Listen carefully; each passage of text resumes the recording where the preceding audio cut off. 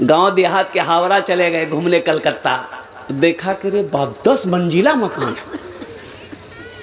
तब रोड में खड़ा हो गया, भाई गाड़ी आ रही साइड में ना खड़ा हो गए। अब रोड में खड़ा है, गिनती कर रहा है, 1 मंजिल 2 मंजिल 3 मंजिल। अब पीछे गाड़ी वाला हॉर्न दे रहा है, हटो जाम लग रहा। पुलिस वाला मारा एक डंडा। बोला क्या कर रहा था? बोला हम मंजिल गिन रहे थे। बोला कितना गिनती किया? बोला 3। बोला निकाल 150 रुपया। 150 रुपया दे दिया। तो पुलिस वाले चल चल। तो उधर जाके अपने दोस्त से बोलता, देखिए हमें एक ठगी ले। बोले कैसे?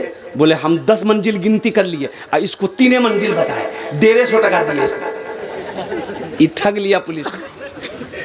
हाँ हाँ हाँ, ओ मेरा रब वो है, मेरे बच्चों रब को पहचानो और कुर्बान जाओ। अच्छा एक यहाँ हमारा पढ़ा लिखा बच्चा यहाँ पर मौजूद है। कोई साइंस का तलबा है, कोई बायोलॉजी का तालिबा है। अल्हम्दुलिल्लाह। देखो ये जो मिट्टी है, मिट्टी ढेला जाने ना, मिट्टी को पानी में फेंको तो वो ढेला, वो मिट्टी अंदर चली जाती है। मिट्टी जाती है अंदर, ढेला अंदर चला जाएगा, पानी के अंदर डूब जाएगा। लेकिन कुर्बान जाओ, धरती में जहां भी खोदोगे नीचे क्या है? अरे बोलो भाई, नीचे पानी है। यहां पानी है कि नहीं है? कहीं भी खुदाई करो, नल गाड़ना है, जहां नल गाड़ो वहां पानी है, जहां कुआं खोदो वहां पानी है। लेकिन कुर्बान जाओ, मिट्टी की फितरत है, मिट्टी की फितरत है, ये पानी में डूब जाती है, पानी में।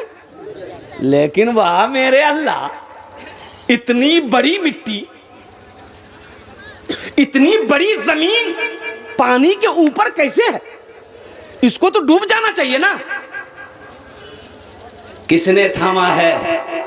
ओ मेरा अल्लाह थामा है। इतनी बड़ी जमीन को पानी के ऊपर किसने रखा है? ये मेरे रब की ताकत है। कौन रब? वो रब है अल्लाहु ला इलाहा इल्ला हुवल हय्युल क़य्यूम ला तअख़ुज़ुहु सिनतुन वला नौम लहू मा फिस समावाति व मा फिल अर्द। कौन अल्लाह? वो अल्लाह जिसकी शान ये है, हुव अल्लाहुल्लज़ी ला इलाहा इल्ला हु आलिमुल ग़ैबि वश शहादति हुवर रहमानुर रहीम। कौन अल्लाह? वो मेरा अल्लाह है जिसकी शान ये है और कुर्बान जाओ जिनकी किबरिया ये है, हुव अल्लाहुल्लज़ी ला इलाहा इल्ला हु अल मलिकुल कुद्दूसुस सलामुल मुमिनुल मुहैमिनुल अज़ीज़ुल जब्बारुल मुतकब्बिर सुब्हानल्लाहि अम्मा युश्रिकून।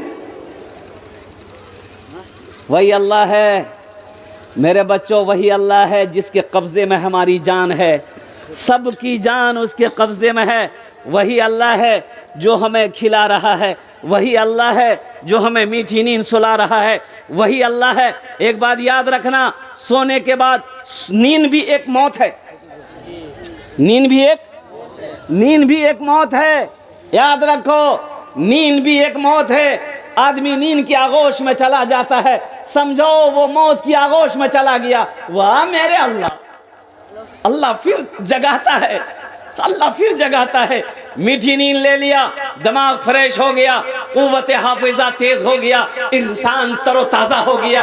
ये कौन है? ये कौन है? हाँ हाँ, ये मेरा अल्लाह है। ओ इन्नल्लाह अला कुल्ली शैइन कदीर। मेरा अल्लाह कहता है कि बेशक मैं हर शय पे कादिर हूं। तो उसकी इबादत करनी चाहिए कि नहीं चाहिए? अरे बोलो, करनी चाहिए कि नहीं चाहिए? करोगे? कब करोगे? भुट्टा के खेत में? अरे मस्जिद में करना होगा ना। तो इंशाल्लाह नमाजों को पाबंदी करोगे मेरे बच्चों, हाथ उठाओ इंशाल्लाह। उस रब के आगे अपनी पेशानी को झुका दो, उस रब के आगे अपनी पेशानी को झुका दो, उस रब के आगे झुक जाओ। देखो इंशाल्लाह उसके आगे झुक जाओगे, अल्लाह सारी दुनिया को तेरे आगे झुका देगा। नमाज पढ़कर देखो मेरे बच्चों, अल्लाह जिंदगी ना बदलते तो फिर कहना। एक नौजवान को देखे, जेब से निकाला इतना बड़ा चुनौती, निकाला डिब्बा और निकाला, खोला और खोला, मार रगड़ रहा। बोले की लगल है रे? बोलो क्रीम छे। तो क्रीम कौन सी क्रीम है? बोला गोरा होने का क्रीम है। हम बोले नाम कीजिए रे? बोला fair hair holder shoulder cream. बोला ये कौन क्रीम है रे भाई? की नाम से वो क्रीम? फेयर एंड लवली ये भी लगाता है। अच्छा बताइए, क्रीम लगाने से आदमी गोरा होता है? हम तो नहीं समझते। अगर क्रीम लगाने से आदमी गोरा हो जाता तो वेस्ट इंडीज का जितना खिलाड़ी है का उसके पास पैसा नहीं क्रीम लगाने का। मेरे बच्चों, नौजवानों, ये क्रीम लगाने से आदमी गोरा नहीं होता है। हाँ, थोड़ी सी ग्लेजिंग चेहरे पे आ जाती होगी और इससे ज़्यादा कुछ नहीं है। गोरा होना है। मैंने उस नौजवान से कहा कि तुम चाहते हो कि तुम खूबसूरत दिखो? कहा कि हजरत हम बहुत काला हैं, सब हमको कलवा कलवा कहता है। क्या कहता है? हाँ, एक आदमी बोला कि हजरत मेरा घर ना, आप कभी आइए। तो हमने कहा बाबू हम तो देखे नहीं है, उधर से कभी गुजरेंगे तो घर पे आ जाएंगे। तो हमने कहा कि अपना नाम बताते जाओ। तो बोला कि मेरा नाम कलीमुद्दीन है। क्या नाम है? कलीमुद्दीन, गली नंबर 3। अब मकान नंबर तो नहीं अभी पड़ा है, लेकिन गली नंबर 3 में पूछिए, किसी बता देगा। कभी जाने का मौका हुआ, इत्तेफाक तो याद आ गया कि वो अल्लाह का बंदा बताया था गली नंबर 3 तो यही है, क्या मिल लेते हैं। तो 2 4 5 आदमी बैठे हुए बात कर रहे थे, तो सलाम दुआ हुई। तो बोले कि वो लोग बोले कि हजरत किससे मिलना है? हमने कहा भाई कलीमुद्दीन का घर कौन सा है? बोला कलीमुद्दीन नाम का इस गली में कोई आदमी नहीं है।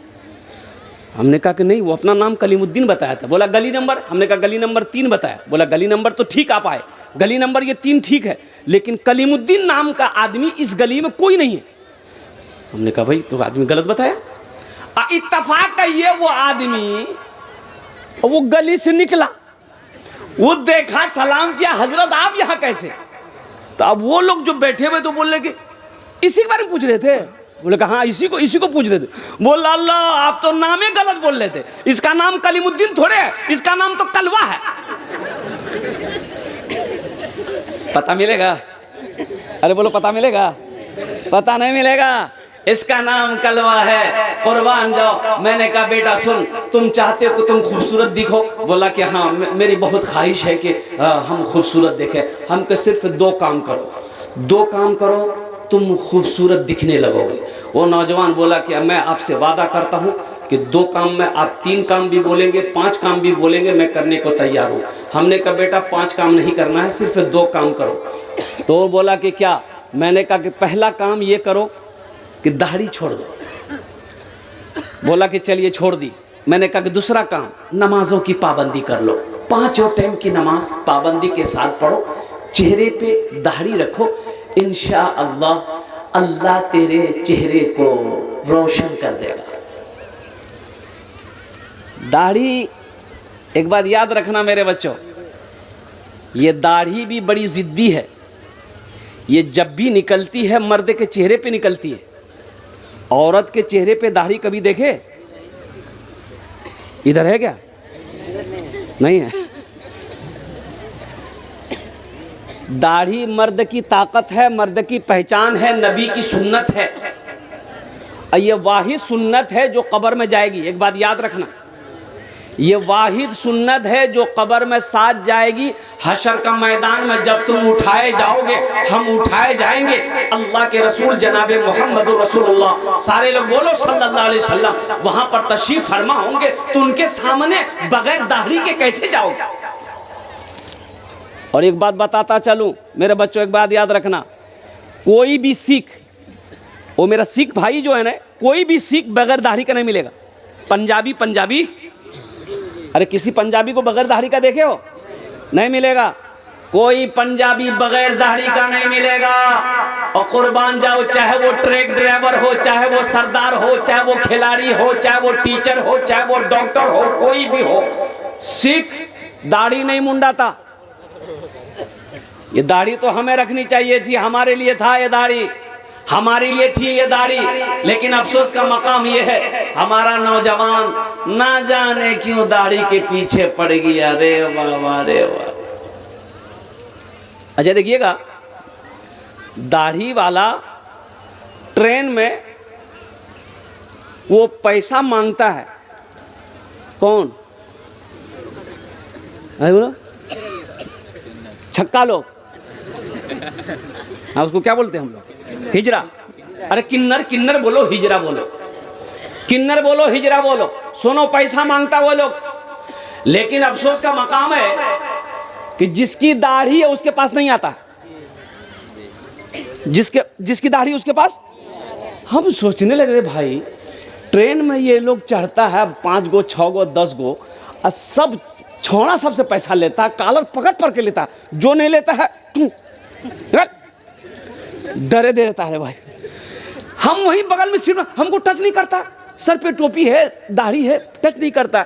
मैं काफ़ी दिनों से परेशान था कि भाई आखिर ये हमसे पैसा लेता कहीं नहीं। तो एक रोज़ बैंडिल से बिहार आते, किशनगंज आ रहे थे, तो मैंने एक से पूछा कि बाबू इधर लो, ये 10 रुपये मेरे तरफ से लो। बोला नहीं मौलवी साहब आप रखिए। हमने कहा कि भाई ये बताओ, हम लोगों से कहाँ नहीं लेते हो पैसा? मौलवी साहब से नहीं लेते हो? बोला नहीं वो बात नहीं, मौलवी साहब से पैसा नहीं, वो बात नहीं। दरअसल ये है कि जिसकी दाढ़ी है ना वो मर्द होता, हम लोग मर्द से पैसा नहीं लेते।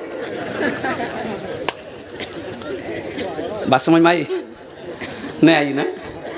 हाँ नौजवानों, मेरे बच्चों, दाढ़ी रखो, ये दाढ़ी कुछ मांगती नहीं है, और कुर्बान जाओ, मर्द की शान दाढ़ी है, नबी की सुन्नत दाढ़ी है, मुसलमान की पहचान दाढ़ी है। इसलिए मेरे नौजवानों, मेरे बच्चों, हमारे इंडिया का prime minister doctor Manmohan Singh चला गया बेचारा,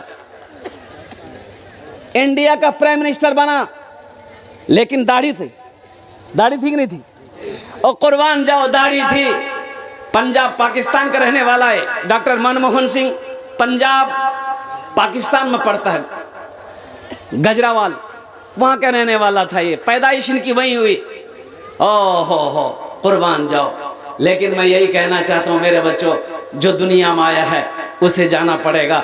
इंडिया का प्राइम मिनिस्टर, इंडिया का राजा, इंडिया का बादशाह, कुर्बान जाओ, अल्लाह अकबर कबीरा, जिसकी एक बोली पे ना जाने क्या हो जाए, क्या से क्या बदल जाए, लेकिन आज देखो वो इस दुनिया में नहीं। मौत आनी है, आकर रहेगी। जिंदगी ऐसे गुजारो कि जब मर जाओ लोग तुम्हारे बारे में जब सुने तो लोग कहे क्या, कुछ भी कहो, आदमी अच्छा था, किरदार अच्छा था, अखलाक अच्छा था। इसलिए मुसलमानों, इसलिए मेरे बच्चों, इसलिए मेरे नौजवानों, अपनी जिंदगी को बदलो। और जिंदगी जब भी बदलेगी जब हम अल्लाह की रस्सी को मजबूत से पकड़ेंगे। और अल्लाह की रस्सी क्या है? अल्लाह की रस्सी है कुरान। अल्लाह की रस्सी क्या है? अल्लाह की रस्सी है नमाज। इसलिए मेरे बच्चों, नमाजों की पाबंदी करो, कुरान की तिलावत करो, माँ बाप की खिदमत करो, बड़ों का अदब और एहतराम करो, छोटों से शफकत करो, छोटों से प्यार करो। यही तो मजहब इस्लाम का पैगाम है, यही तो मजहब इस्लाम कहता है। और जिंदगी ऐसी गुजारो कि दुनिया भी गुजर जाए, आखिरत भी संवर जाए। दुनिया एक बाजार है, एक दिन ये बाजार बंद हो जाएगा। जो खरीदना है खरीद लो, जो लेना है ले लो, फिर मौका नहीं मिलेगा। एक बात याद रखना, ये आंखें बंद हो जाएगी फिर मौका नहीं मिलेगा, ये सांसें रुक जाएगी फिर मौका नहीं मिलेगा। ओ मेरे बच्चों, नौजवानों, क्यों दुनिया के मेले में खो गए हो? क्यों इस दुनिया से दिल लगा बैठे हो, जिस दुनिया की कोई हकीकत नहीं है, जिस जिंदगी की कोई हकीकत नहीं है? मौत तो आने वाली है, वो आकर रहेगी। मौत ना अमीर देखती है, मौत ना गरीब देखती है, मौत ना नौजवान देखती है, मौत ना पहलवान देखती है। कुर्बान जाओ, उसका वक्त मुतअय्यन है, उसका वक्त मुकर्रर है। कुल्लु नफ्सिन ज़ाइक़तुल मौत सुम्मा इलैना तुरजऊन। और कुर्बान जाओ, दूसरी जगह मेरा अल्लाह कहता है, ऐना मा तकूनु युद्रिकुमुल मौत वलौ कुंतुम फी बुरूजिन मुशय्यदा।